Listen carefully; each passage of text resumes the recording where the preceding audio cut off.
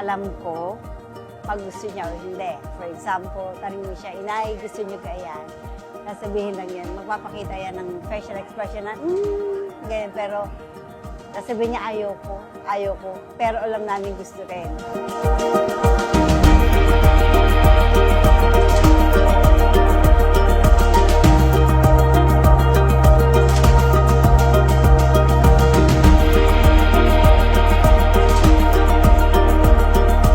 Nanay has a everlasting energy and a resilience which she's carried throughout many years, and I think that's something that inspires and continues to inspire all of her family around her.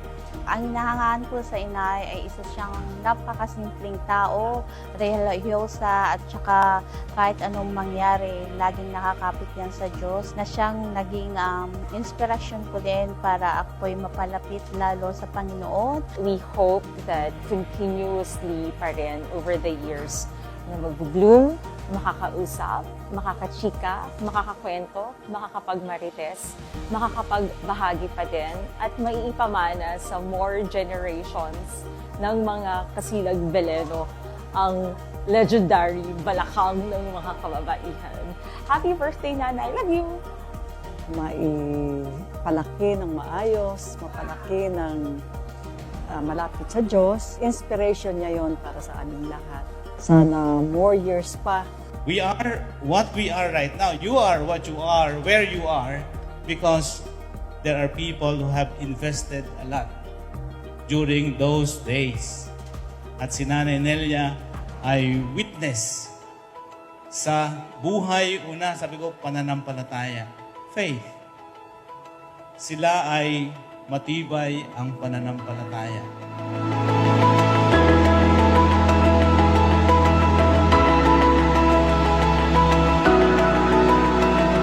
What's one thing that Nanay always says to me that sticks with me? I'd say, I can only speak English. I can't speak any Tagalog. But every time I visit Nanay's house, she would always say, Jello, Popo, sit down. And, despite the fact that she's getting quite frail and, as people do as they age, she's always willing to, let me rest. And she's just that kind, and this is something that has really inspired me and that I do just try to carry on with my life with as well. Hope she's happy dahil alam namin ang sacrifice ng inay at ng tatay for their life para sa amin. She's loved us unconditionally. Alam namin na she's always praying for us. Hope you're happy. We love you and happy birthday. Happy birthday, Nanay. I hope that you stay strong, you continue to be strong. It always inspires me and surprises me how strong you continue to be. Love you lots, Nanay. I hope you have the best birthday ever, and I hope we have many more.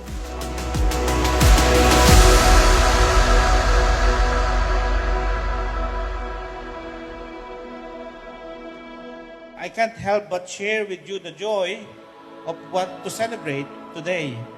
Dahil lahat ng ito ay biyaya ng Diyos.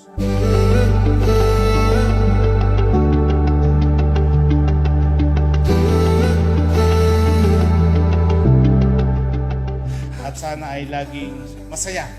No? Laging masaya. Sapagkat yun ang nagbibigay sa atin ng sigla to go on with life. Salamat din sa mga anak. No? Salamat sa inyong pagmamahal, sa mga apo na nandito. Talagang ito'y biyaya na hindi pangkaraniwan. Kaya ating ipinagdiriwang at tayo ay nagsasaya. I just hope that Nanay knows that she's loved. I just hope she knows that she always had the family around her.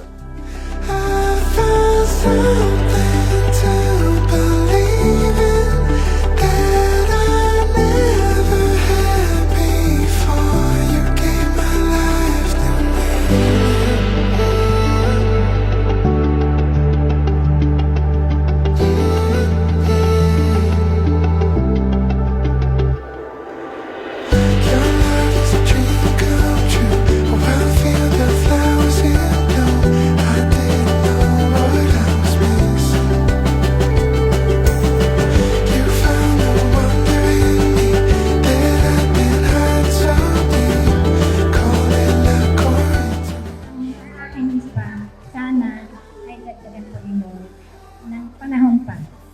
iyong buhay para makasama lahat sila at tayo naman ay gayon din. Tatatlo na lang tayo. Kaya dapat tayo maging matibay din. Ano?